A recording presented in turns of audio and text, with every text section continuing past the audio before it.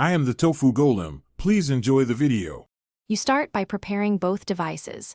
Make sure the RoDeCaster Pro has its Bluetooth enabled and firmware current. That matters because older firmware may not support modern codecs. Once done, open your Airpods case and hold the pairing button until the white LED flashes. This tells the Airpods to broadcast. Then on the RoDeCaster, navigate to Settings, Bluetooth, and choose Pair New Device. This is the first actionable move to establish a connection. You select your Airpods in the RoDeCaster's Discovered Devices list. The devices will exchange handshake info, and the RoDeCaster will assign an input path. Make sure to set audio routing. Choose whether Bluetooth audio goes to a specific channel, the main mix, or uses mix-minus if you want caller audio without echo.